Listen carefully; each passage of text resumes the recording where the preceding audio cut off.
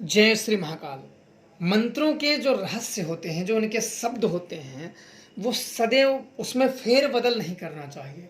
जैसा मंत्र लिखा है, जैसे ग्रामीण भाषाओं में है या अन्य भाषाओं में है, तो किसी भी मंत्रों में छेड़छाड़ करने का मतलब होता है मंत्र अशुद्ध हो जाए और तब उसका फल नहीं प्राप्त होता है।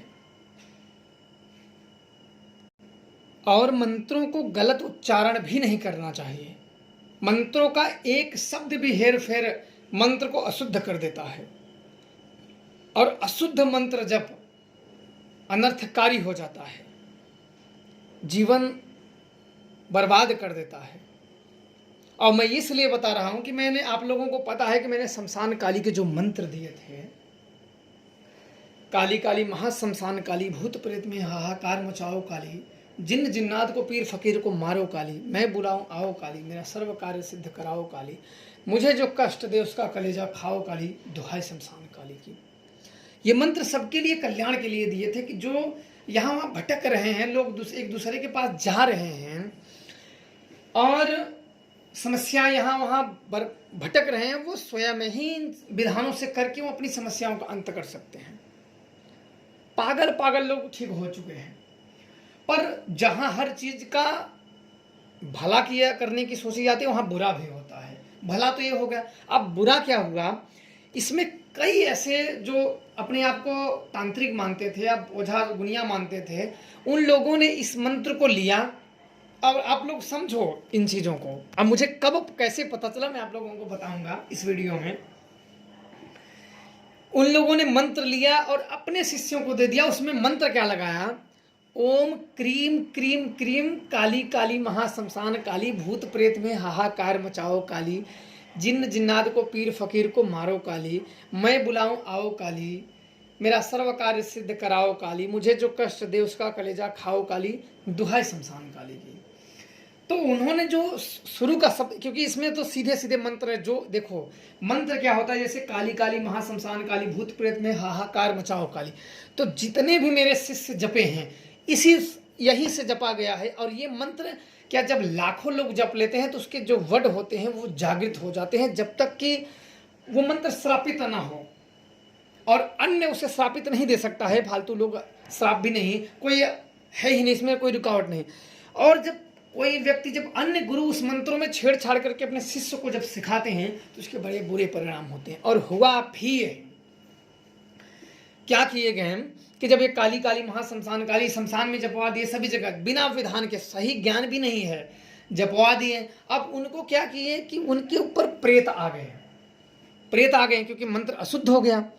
अशुद्ध होने के बाद, और सबसे बड़ी ये गुरु लोग भी बड़े जानकार हैं इतने जानकार हैं कि क्या बताएं जानकारी कैसे करते हैं, जानकारी अपने कैसे इस्तेमाल करते हैं। तो ये सपोज मान लो कि मेरे चैनल से मंत्र उठा लिए, मेरे चैनल से मंत्र उठा लिए, उठाने के बाद अपने शिष्य को देंगे और बोलेंगे कि तुम ये मंत्र गुप्त रखना, किसी को मत बताना, ये मंत्र गुप्त रखना, नहीं शक्तियाँ चली जाएंगी। अब वो व्यक्ति क्या करेगा, डर से कि काली का क भी नहीं बताएगा, कहीं काली का क नहीं बताएगा कि भाई ये मंत्र अगर हमने कहीं बोल दिया तो मेरा मंत्र खत्म हो जाएगा। तो वो फिर एक कहते ना, गुरु रेलता रहा, चेला झेलता रहा। अब ऐसे चलता रहा। अब इसके बाद जब वो लोग मेरे चैनल पे आके मंत्र देखें तो फिर अपने गुरुदेव से पूछे कि गुरुजी ये मंत्र तो उस चैनल पे है। बोले आजकल क्या है ना, मंत्र कॉपी कर लेते हैं, बोले एक दूसरे का ले लेते हैं, ये मंत्र मेरा है पर लोग ले लेते हैं। अब क्या किए कि जब उन लोगों ने मुझसे संपर्क साधा, ऐसे से एक दिन ऐसे मेरी इच्छा तो वैसे बैठा था, फोन आया तो समय था तो मैंने उठा लिया। बोला कि आप ये मंत्र दे रहे हो, ये हमारे गुरुदेव का है।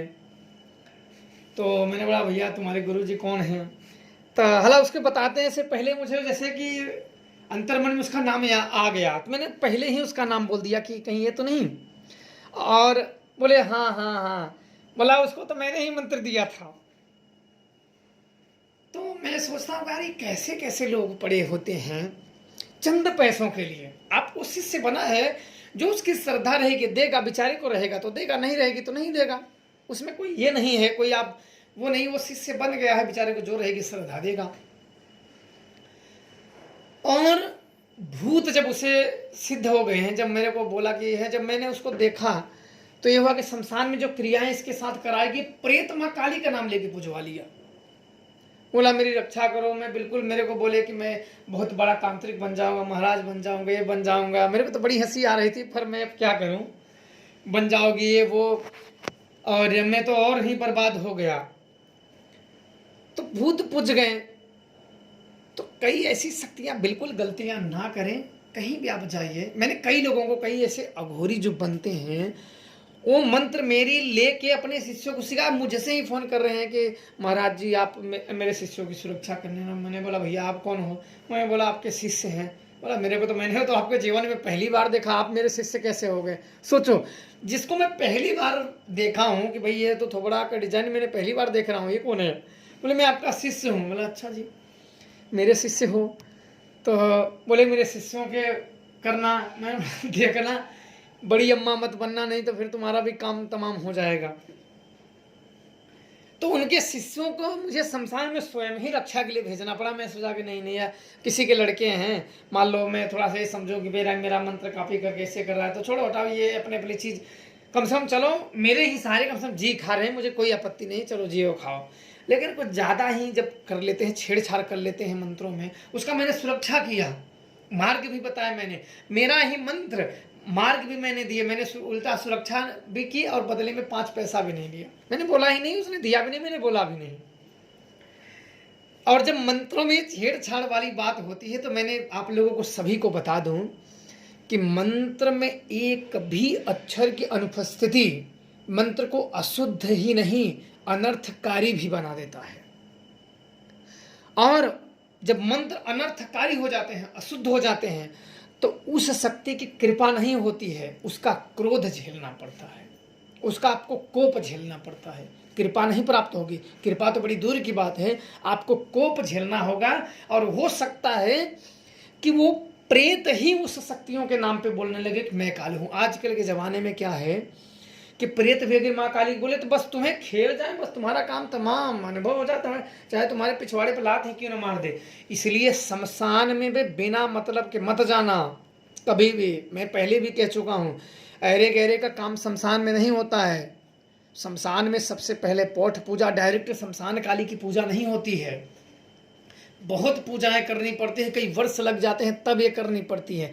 डायरेक्ट शमशान काली की अगर पूजा कोई करवा रहा है तो समझो मिथ्याचारी है, वो झूठा है, वो आपको सिर्फ भ्रमित कर रहा है, खुद भी भ्रमित है और तुम्हें भी भ्रमित कर रहा है। अंत में तुम भूत पूज जाओगे, जिंदगी कहीं गुप्त तरीके से लुढ़क जाओगे, फिर कोई पूछने नहीं आएगा। इस बात का विशेष तौर पे ध्यान रखा। मैंने ऐसे बहुत लोगों को देखा हुआ है, अभी जो मैं जिक्र कर रहा हूँ उसी का मैंने देखा कि जिंदगी तबाह हो चुकी है।